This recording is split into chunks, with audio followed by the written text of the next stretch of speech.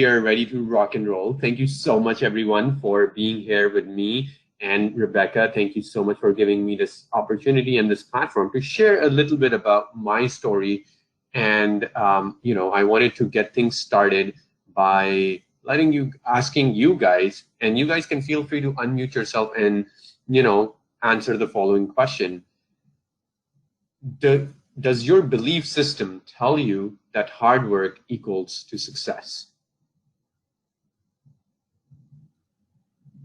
And you guys can unmute yourself and answer that question with a yes or a no. I just put a little note in the chat too. You can use the chat if you're more comfortable doing that. But I'll say 100% yes. I was definitely taught that you have to work hard in order to earn whatever it is you're trying to achieve. Right, absolutely. So I'm here. Wait, something just there's something that happened on my screen. Did you guys? We just lost your screen. Yeah. It just flashed out of my screen. I'm not sure why. Give me one more second, guys. Sorry about that.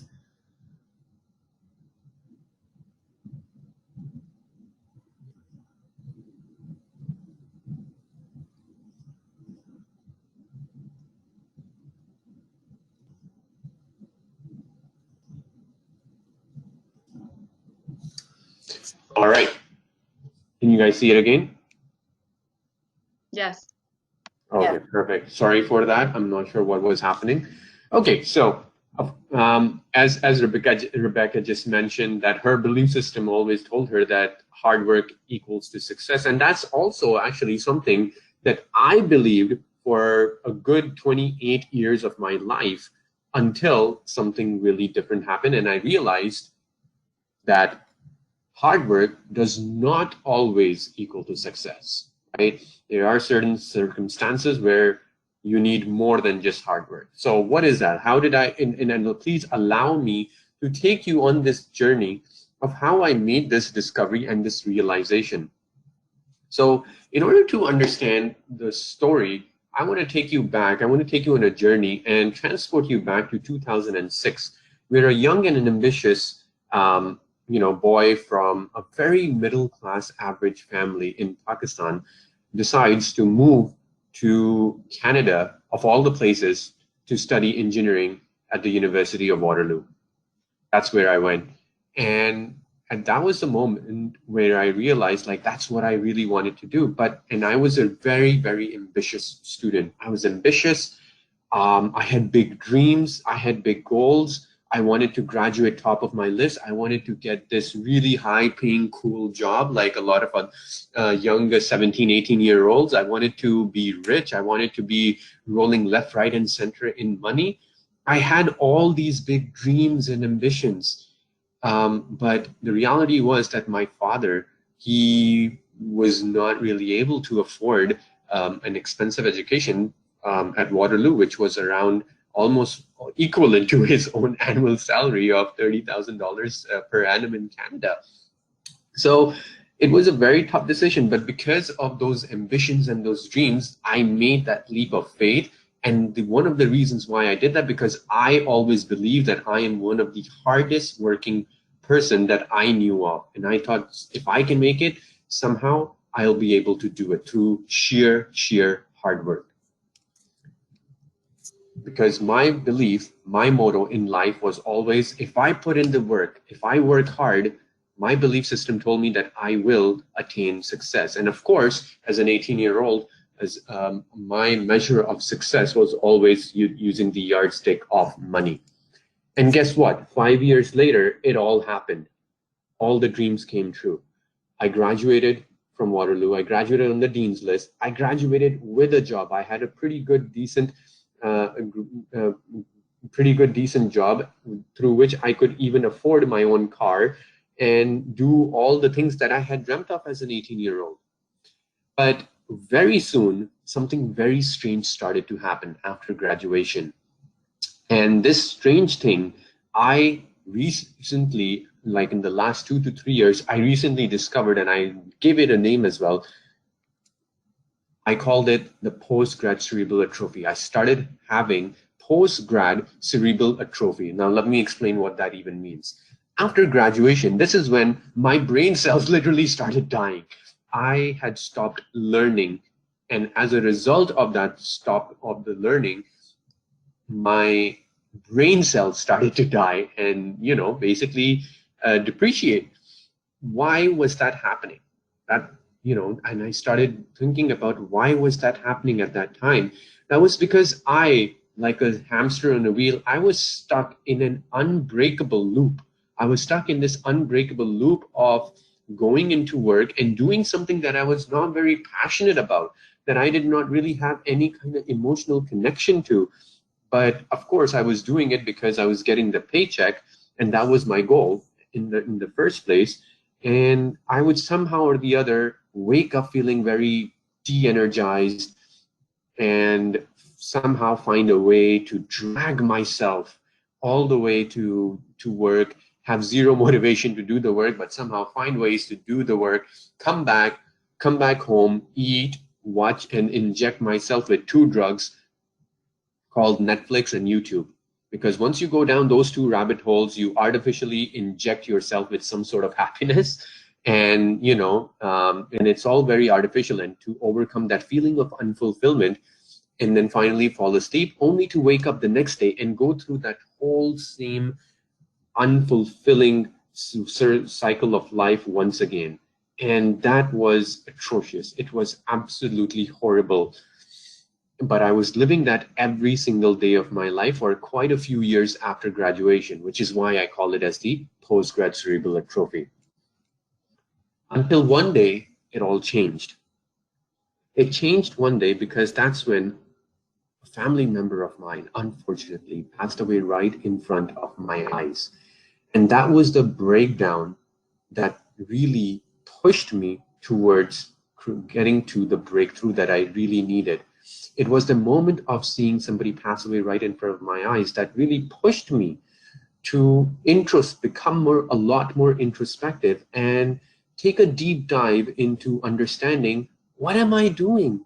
Is this really the way of living a life as a hamster on a wheel and going through the cycles and the motions of life without any real emotions and without having any true purpose or mission? And that really propelled me to go and discover and go down a journey to discover myself. On this journey, what did I start doing? Well, the first thing I started doing was that I put on my learner's hat.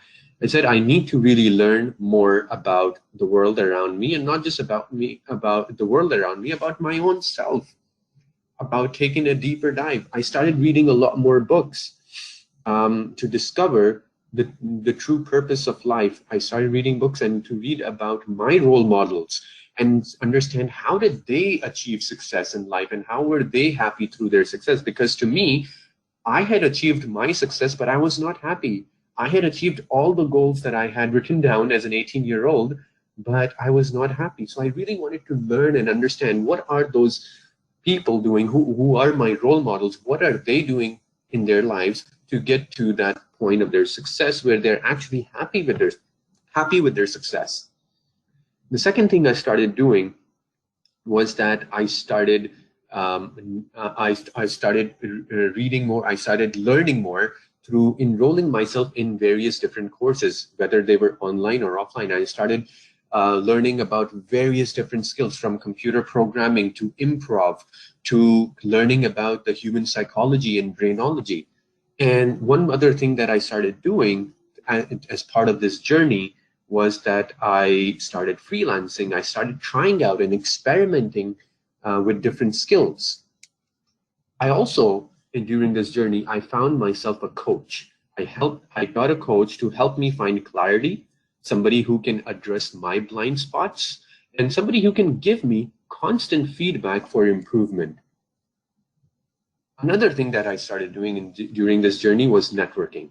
I would network every single day with a new person, or attend one event every single day, whether I'll go to a Starbucks and grab a coffee with somebody or attend a social event. And why would I do that? Is because I believed that if I rubbed shoulders with people who are a lot more successful than I am, people who are a lot more awakened than I am, I would then be able to accelerate my learning through those networking and through those coffee chats. And of course, how can I forget? Something very stereotypical that a lot of people do. I went ahead and climbed a mountain to unplug myself from worldly distraction for 6 days to really, the unplugging of the distractions helped me find the focus and the ability to concentrate and really take a deep dive into my inner self and discover who am I and answer the important question of what is the purpose of my life.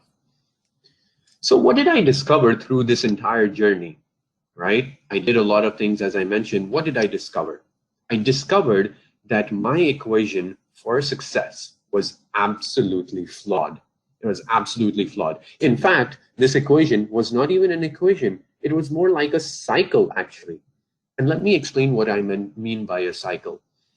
This was a cycle where I had put in a lot of hard work and just pure hard work, which of course, when you do that, you will see some sort of success. And that could be in the form of financial success as well, which is what I saw.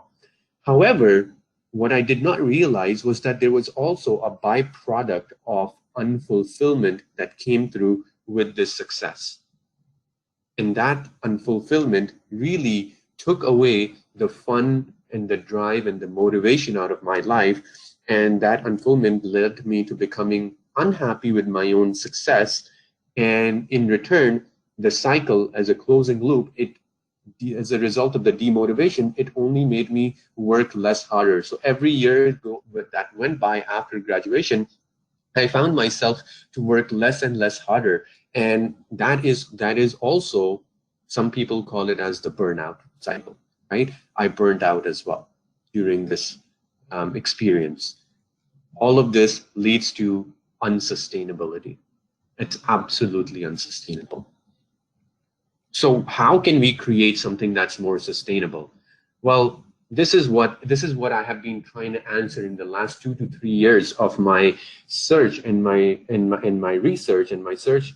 And I've asked this question to many people. I've read a lot of books about this, and this is my theory now. Yes, absolutely. You need to work hard in order to be successful. There's no doubt about that. Hard work is paramount. It's the building block of success in any aspect of your life, whether in your personal life or your professional life. However, if you want it to be a sustainable success cycle, then you need to couple your hard work with what I call as the 3 Ps.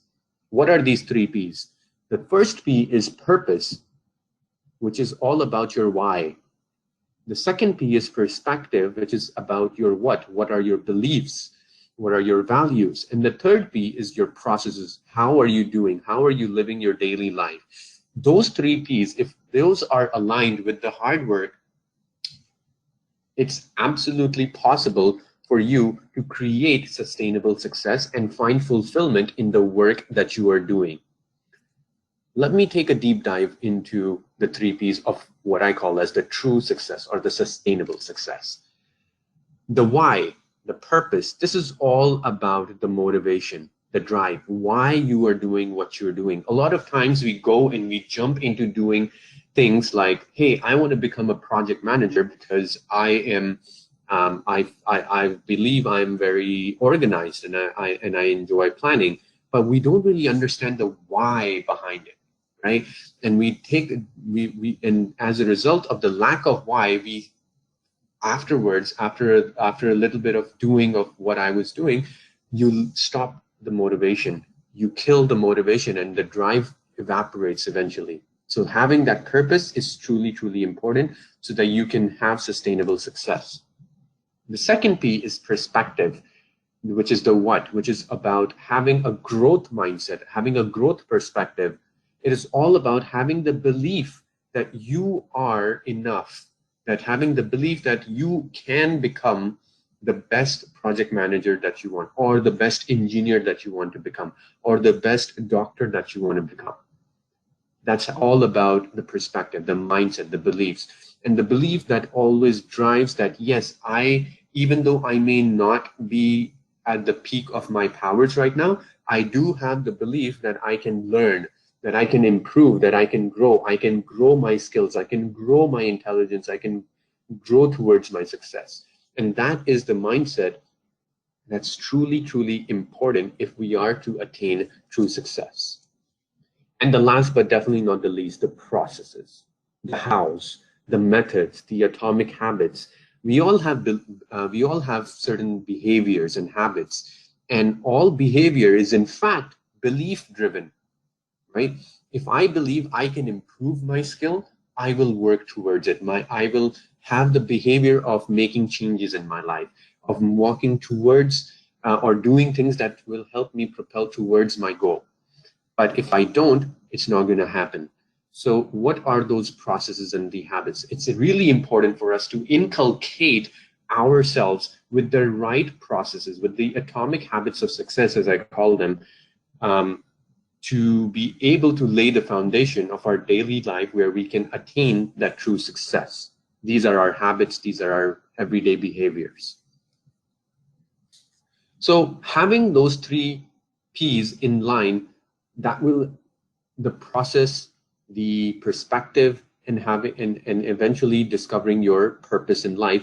All those 3 things culminated with the work that you're doing. It's not going to happen overnight. Absolutely not. It will take many, many months, perhaps even years, to really get to that level of sustainable success that we all want to have. So what can you do today, right? I want to take a few more of your minutes and hone in on the processes aspect of it, the 3rd P, the process. And I want to tell you something very interesting that sometimes we as human beings, and I'm guilty of this as well, that we forget that we all have a choice. We all have the power to make choice. So I want you to make a choice to invest in your own self, invest in the right processes, invest in building the following 4 atomic habits of success. And these following atomic habits of success, which ties into the 3rd P, which is the processes, these are the habits of successful 30 or more successful people that I have interviewed in the last 2 to 3 years as part of my research and as part of my journey. And I've interviewed them, and I've even uploaded those interviews on my YouTube channel on youtube.com/Omer Qadri. And this is what these people told me. And this is the pattern that I discovered by talking to them. Every single person who I interviewed, all of these people who were part of successful entrepreneurial programs, they were entrepreneurs who had built successful companies. These guys were CEOs or successful CEOs, men and women, successful sports athletes, international sports athletes, coaches, marketers, award-winning TED Talk speakers as well. And all of these people spoke about these 4 habits. 1, they would all read every single day. No matter how busy they are, they would find at least 15 to 20 minutes or 30 minutes from their timetable to take time to read a book. Why? Reading is that exercise to the brain, similar to how we want to go and work out our biceps, our triceps, our chest muscles, or our leg muscles in the gym. So reading is that exercise to the brain, which is the same exercise to the biceps and triceps in the gym. So I always say reading is that equivalent of going to the gym for the brain. And of course, the other really cool thing about reading that I say is that reading is actually a cheat code. Many people don't realize this. Reading is a cheat code in life. Imagine if you were to download decades worth of research and information from an expert in matter of days. Wouldn't you want to do that? Right? That is the shortcut to our success. Reading allows you to download decades worth of information in a matter of days into your brain. The second atomic habit of success that all of those 30 successful people, they followed was meditation. They would always spend at least 10 to 15 minutes of their time doing meditation. And this could be just deep breathing exercises. This could be in the form of yoga. This could be in the form of, just sitting silently and trying to calm your brain, or it could be in the form of doing guided meditations. There are many different apps out there that you can use to start the practice of meditation.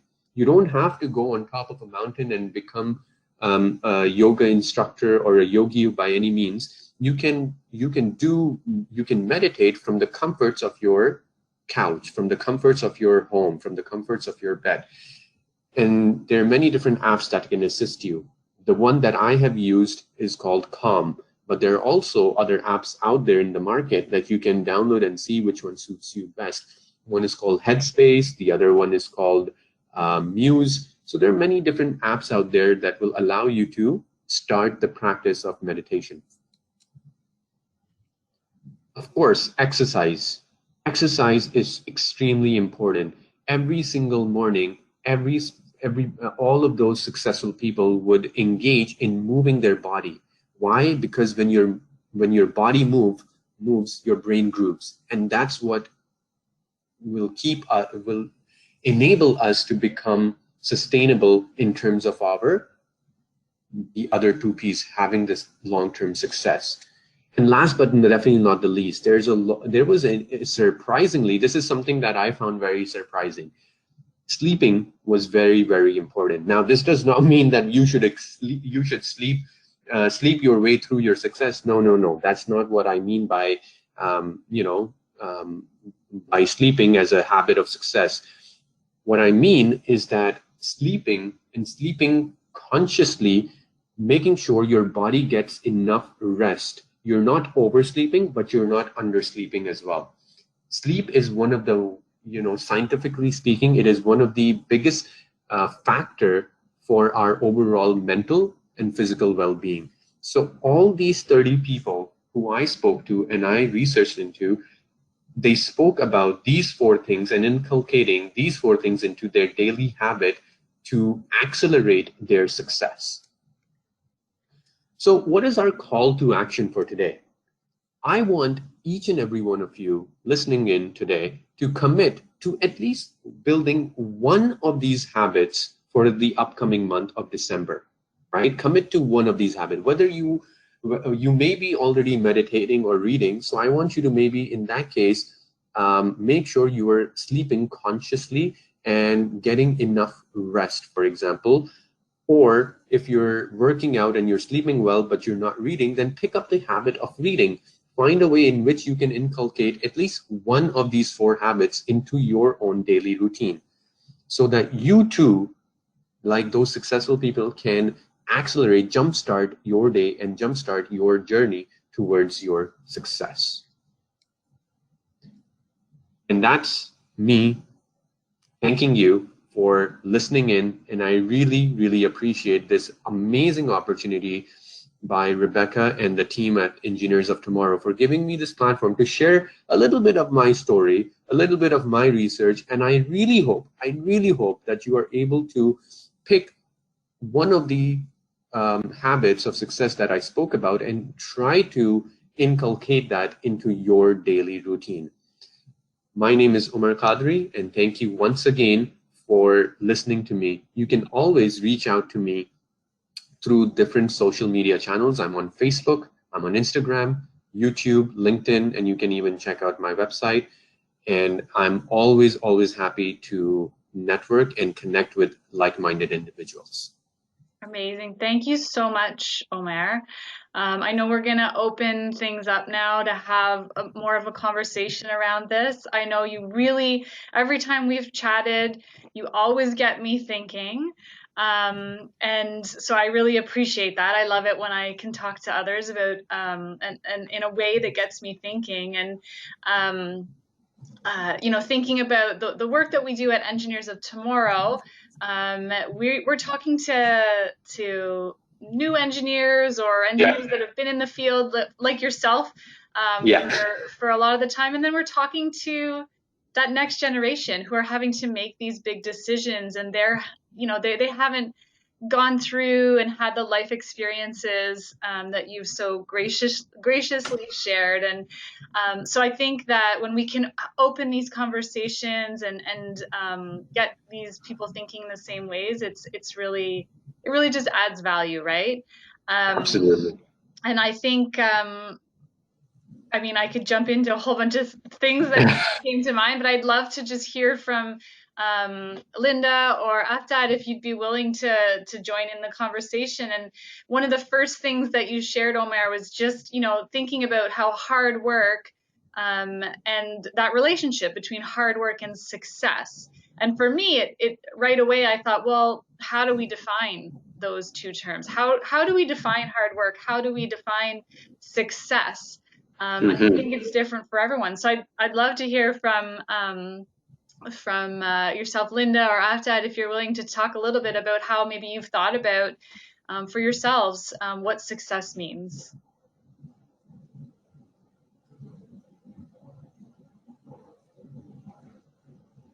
You guys can unmute yourself, Linda or Aftad, and share away.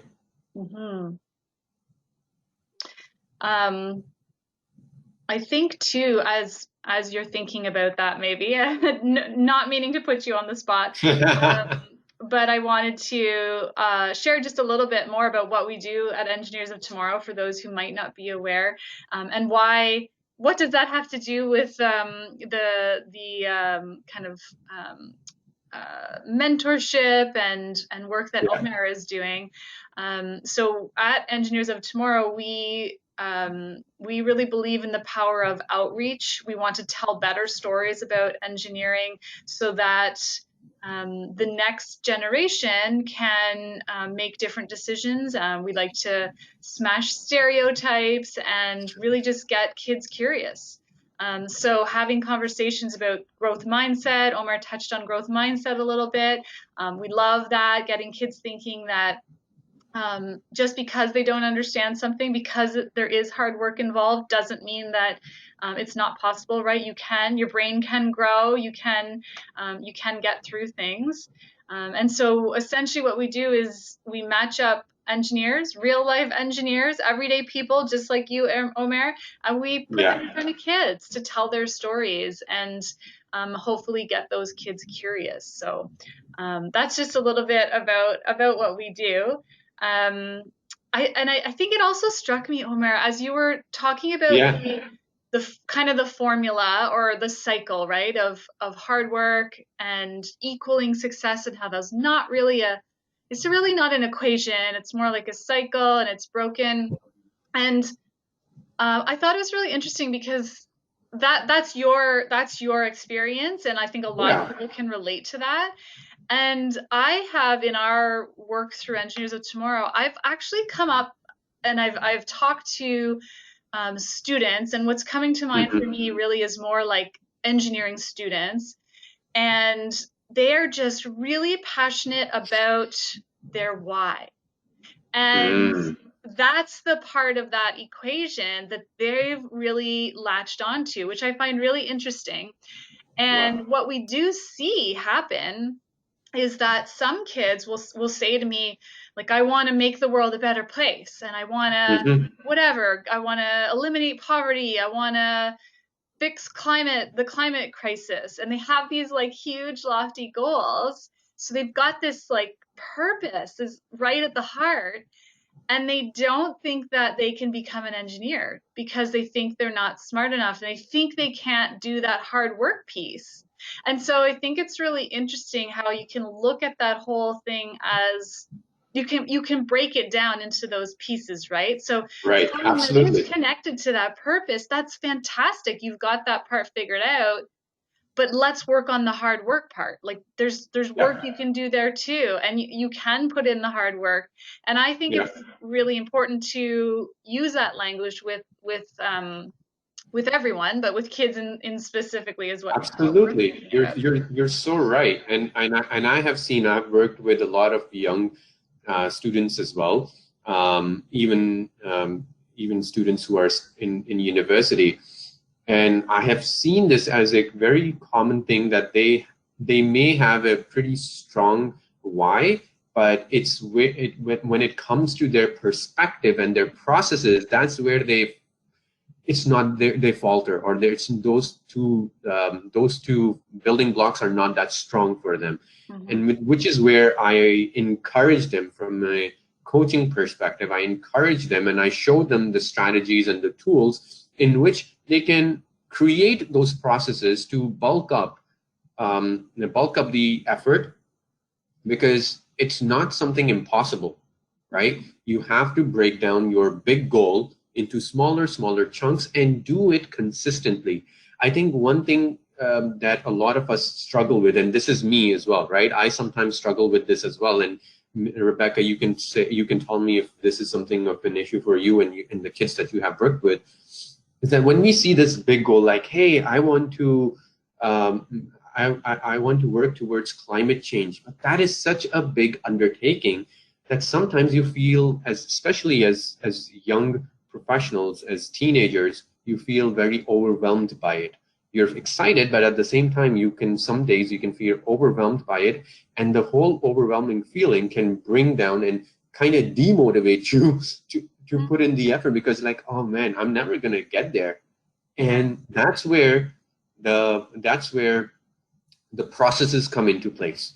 If you have the right processes in place, if you are reading the right things, if you are listening to the right people, if you are networking with the right people, if you are doing those meditation, because meditation is that medication that allows you to focus in the present only and not think too far away in the future, or not dwell too much in the past either, right? So that's a real benefit of meditation. So if your processes are right and sustainable, you will increase your chances of breaking those goals down into smaller chunks, and through that process, as a byproduct, build your belief system that, yep, I can do this. If I can do these hard things for 10 days, I can do it for another 10 days and another. And that consistency is what's the key, because consistency compounds over time. The positive reinforcement, for sure.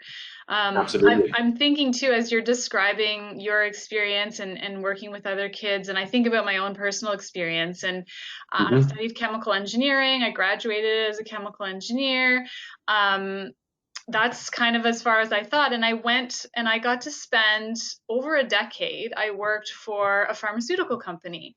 And so I was literally making medicine to save people's lives. Like, that's so great when you think about it. Absolutely. But I ended up leaving that career and that profession, I guess, because I wasn't connected to my purpose. Surprisingly enough, I was literally doing it, but I wasn't able to connect to that purpose. And one of the things that we've seen in practice is that the engineers that volunteer their time with us, that volunteer to go in and talk to other kids about what they do, they get reconnected to that purpose in some way. They're sort of forced into it. That's interesting. You have to go and stand up and tell others and be excited about what you're doing. It has this way of kind of reflecting back onto themselves, and they come back and tell us all the time, like, I remember why I wanted to become an engineer, and I remember why I chose the path that I did. So I'm just curious if there's other things that you would suggest, Omer. I mean, like, for us, I would say volunteer. If you're trying to find your purpose, go and volunteer. Absolutely. Is there other things? I mean, you mentioned books. Are there some specific books you would recommend, or podcasts? I know I love podcasts to listen to, other than yours. Yeah, I will not be doing too shameless broadcasting here. But that's a great question. I think you raise a very good point, Rebecca, about volunteering. I think volunteering was actually also one of the ways in which I, kind of deepened my purpose in a way, right? When I was on that journey, and I mentioned, as I was telling you my story, when I was on that journey and I started reading more books, networking with more people, the more I networked, the more opportunities I was getting to give back and to volunteer. And that helped me create through one networking meeting to the other, it got me this opportunity, this amazing opportunity last year with a not-for-profit in Toronto to create a whole 10-month leadership program for youth. And that, when I got that opportunity, even though I was doing it voluntarily, I was not getting paid for it, but for me, it was actually extremely valuable, because through that volunteering experience, Rebecca, I kind of deepened my own purpose. I got more clarity about my purpose. I felt more connected to my purpose. It was an opportunity for me it was my playground in a way, honestly, to go learn, experiment, try out new things, not worry about failure. Because I think with volunteering, because the stakes of failure are sometimes low, you are able to exercise that experimental muscle, right? And through that process, you're also giving back to some people. In your case, with the Engineers of Tomorrow, you're giving back to the community. And in my case, I was giving back to a group of young people and trying to help them discover their purpose in life as well. Yeah, so interesting how to hear you say that. And I know, I mean, myself in the work I've done now with Engineers of Tomorrow for the last few years, I feel the same way. I have this deepened sense of clarity and purpose. I think back to when I was working for the pharmaceutical company, and one of the things that got me thinking was my kids. And they started to ask me, like, Mom, why do you have to go to work? And of course they just like wanted their mom to be home with them, and they're like, why do you have to do very that? innocently, but of course these kids have this way of getting you thinking, right? And so I was like, well, I have to go to work to make money for you to have the things you want. And that was kind of like level one. And then I was like, well, wait a minute, we actually are doing pretty well, and why do I need to go to work? And I was that's kind of the direction and the path that it sent me on. And it's interesting that now I think I can speak more authentically about the way I was contributing during that time of my life when I was working for that company and making medicine to save people's lives. And I wasn't able to do that then. And I almost feel a little sad. Like I wish I had have figured that out back then, and maybe I would have still been doing that work and motivated in that way. So it is very interesting, Rebecca, that you actually bring up something very, very powerful, I think, and I want to touch on this quickly if we have time.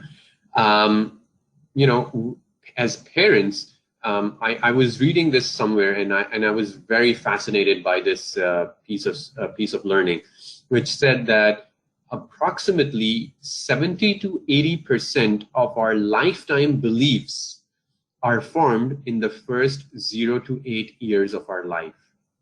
Oh my God. Yeah.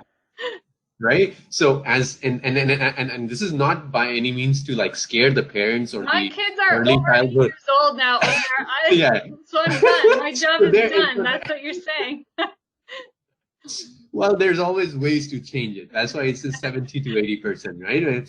But the point is that early on, a lot of 70 to 80% of our beliefs as kids are developed already. And that's where if you notice, kids are the most curious human beings on the planet, right? They always ask you the how, the why questions, which unfortunately, as we grow older, we stop asking. And the reason why we stop asking is because we have already developed those beliefs, and 70 to 80% of our beliefs, and a lot of those answers, we answer them through our belief system afterwards. And something that you ask is like, hey, if my kid asks me, why am I going to work? And if your answer is so that I can make money, guess what? What are you doing? You're inculcating that belief in them that, okay, job is done. You do a job, you go to a job just to make money. Yeah. And to me, that's very, very dangerous. That's a very dangerous thought. And this is, of course, not to scare you by any means or anybody else listening in, but we have to be very, very careful with how we say certain things to especially the young minds, right? Because they're the ones who are, you treat them as an empty vessel that are taking in all this information. So it's really important for us to be mindful of how we position our messaging. Yeah. And the whole point is that no job in this world was ever created with the purpose of solely just making money. I've spoken to so many successful people so far. I've been very lucky, very privileged to have the opportunity to speak to CEOs of a lot of CEOs, a lot of successful entrepreneurs, sports athletes.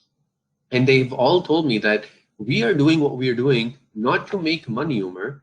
We are doing because we truly believe in it. We truly believe that our product or our service or what we are doing as athletes is really driving and motivating others around us, or it's creating some sort of a positive impact in this world, which is why we are doing it, which is why we wake up every single day feeling energized to do what we want to do.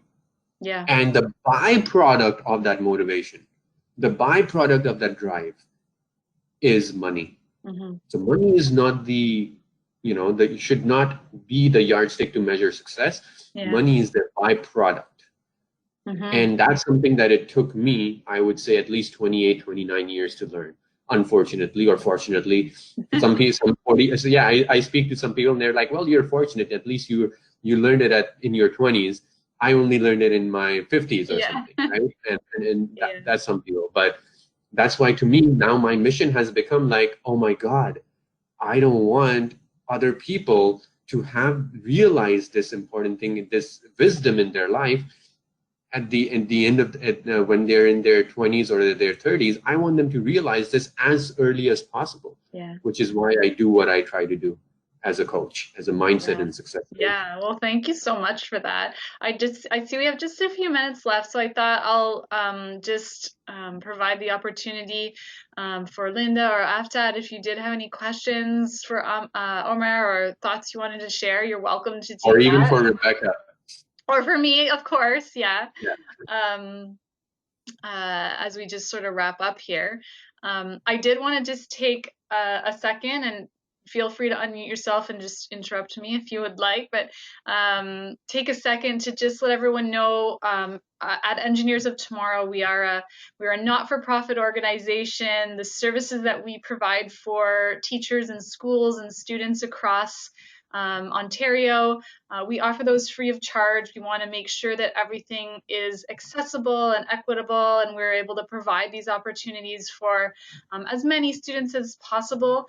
So that means we rely on the generous financial support from some very wonderful sponsors. We have Woodbridge Foam with us. Woodbridge Cares is the group that supports that. We have Smith and Anderson, who actually just came on board as a sponsor for us and the work that we're doing. And we also have Queen's Faculty of Engineering and Applied Science. And we just love partnering with organizations in this way that get this same, kind of importance of the work that we're doing and want to invest in the next generation in that way. So just wanted to make sure we recognize them and thank them so much for that very important support. So with those that, are some really impressive names. I'll be quiet for a minute, and then if there's any other questions or comments, you are welcome to jump in.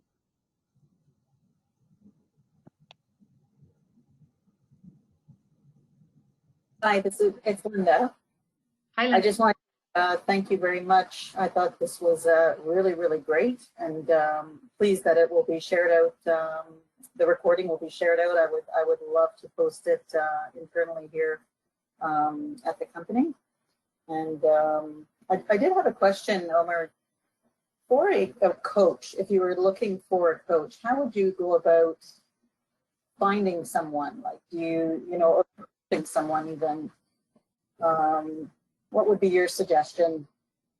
Good question. That's a great question, Linda. Well, I can say from my personal experience, when I was going through the journey, I mentioned that I found myself a coach and a mentor. I think my way, I was not really looking for, to be very honest with you. it was just through a lot of networking that I was doing that I found somebody who I really connected with and kind of became my coach for a few months to help me find that clarity. So my way was to, talk to more and more people and start networking, because when you network with more people, the more people you network with, the more, especially the ones who are more successful than you, or people who you look up to, and people who are a lot more awakened than you, I think that will only help you accelerate your own learnings. And through that, one thing to the other will lead to helping you finding that particular coach. Of course, there are other ways like Google search and everything, but I always feel like you got to have that human to human connection with the coach if you're looking for one. I would echo that. And sorry, I just put your mute back on, Linda, because I was getting a little bit of feedback. But I didn't mention this, but I also used a coach when I was trying to figure out, why do you go to work, Mummy? And I think it's a really personal, it's a personal choice. You need to have a personal connection with whoever it is that you're working with, and different people will like different styles. The coaching that I went through was more of a program. So it was like a set program, and I joined a group call every week. And then we had homework we had to do. And then I think I may have had a few like one-on-one sessions with the person. And that just worked really well for me. So it is becoming a pretty, there's a lot of coaches out there these days. Omar, you probably know better than I do, but there's lots of selection. So get on, and you suggested, Google search or LinkedIn is probably a good place to find. Or you reach out to me, and I will help you in that process as well. And if it's not me, I'll help you connect with my network of coaches that I have. So, I'm more than happy to help. Thanks, Linda. That was a great question, Linda. It is sometimes hard to think, like, where do you even start, right? Like, you want to make these changes, and even like that step of finding a coach is like, it can be hard, and you have to interview people or figure things out. I also like listening to podcasts. So a lot of coaches will have podcasts, or they'll be guests on podcasts. So I'll listen, and then I'm like, oh, I really like what that person's saying or that style, and then I can reach out. That's so true. Awesome. Linda, okay. I hope that answers that. I hope that answers your question. It does. Thanks. Awesome. For that. You're most welcome, Linda. Awesome. Well, I just want to just take a second and thank you, Omer, for joining us today. Like I said, it's always great to get thinking, to think about ways that we can improve ourselves. I know I'm going to commit to better sleep. That's the one I need to work on for sure. I think after having 3 kids, there's just something inside of me that hasn't switched back off from when you have a baby and you have to wake up every hour. So I'm going to work on better sleep. That's my commitment for the month. And I, look forward to hearing more from all the great work that you're doing. And for all of those on the call today, like as Linda mentioned, we are recording, and we will share the recording out. So you're welcome to share this with anyone else you think might get something out of it in some way. Awesome. I want to say thank you, Rebecca, for this opportunity, and Aftad and Linda, thank you so much for joining in and listening in and contributing. It has been a pleasurable experience. Thank you so much for having me. Awesome. Yes, thanks everyone, and have a great rest of the day. Thank you.